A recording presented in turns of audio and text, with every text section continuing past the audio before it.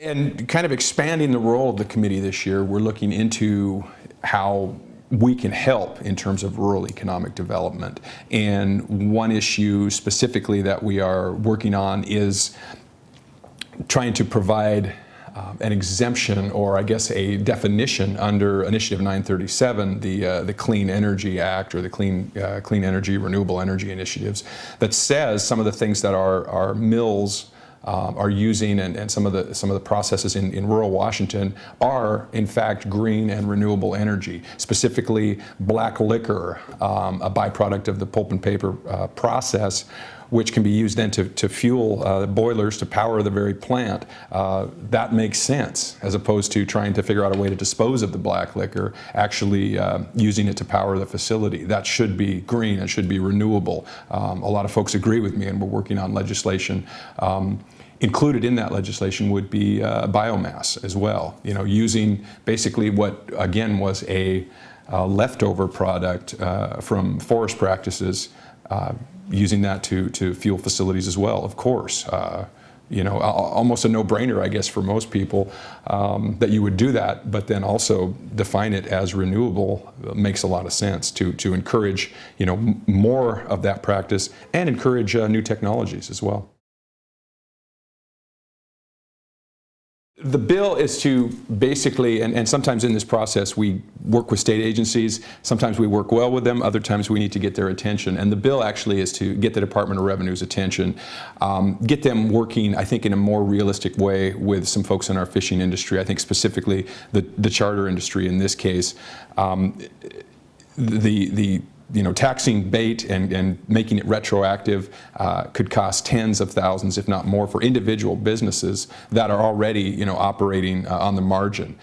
So it could potentially put them out of business. The bill is to try and not allow the Department of Revenue to move forward with that. Hopefully, they will sit down with our industry and work out some type of compromise that will help, keep them in business and not, literally tax them out of business. Yes, we will, although I've told everyone that comes to my office, I can't promise anything. I mean, we will fight. We fought to keep Naso Youth Camp open in the last biennium, for example, and we will continue to do that. The meth, drug abuse prevention dollars, actually, I think specifically was a rural task force, and it was allowed in several rural counties in Southeast Washington and Southwest Washington, where the 19th district is, and they have leveraged roughly $1.5 million a year or a biennium. I'm not specific. I'm not certain, but a relatively small amount of money has done just an incredible amount. Seizing drugs, seizing weapons, seizing property that drug dealers use, and basically keeping these folks that try and peddle meth to our oftentimes our most vulnerable citizens, keeping them on the run. And the money has helped different law enforcement agencies work together to develop the task force, and helped with our county clerks and our prosecutors' offices in dealing with the additional workload that the task force creates. A lot of times we beef up enforcement and forget that the other end of that you need prosecutors, and you need the other assistance through the courts to actually convict the folks and send them to prison, and provide that deterrent that's out there. Well, one specific example, and it actually came from our constituents, folks that work with mental health, family health, and drug abuse prevention in Cowlitz County. They have already started working together. So you've got, traditional DSHS silo types, through Cowlitz County again specifically. So our mental health services director in Cowlitz, Eric Yakovich, is working with Diane Cooper, who is the CEO of our Cowlitz Family Health Center, and also Gus Nolte, who is director of the Drug Abuse Prevention Center in Cowlitz County. The three of them have decided that as state revenues continue to shrink, combining their forces is an efficient way of doing things. However, they've run into some red tape, basically. So we have legislation that will allow a pilot program.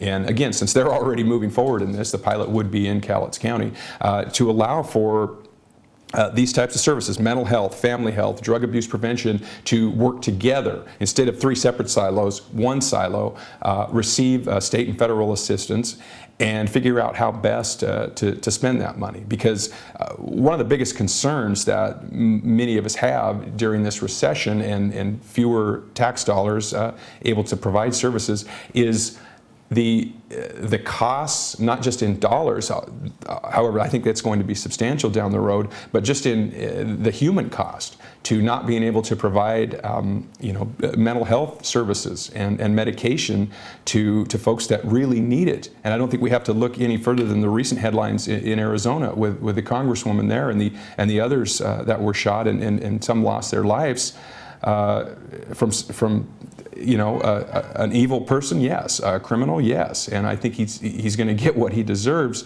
But you have to think that maybe with the right outreach, with the right mental health assistance, maybe that tragedy could have been prevented.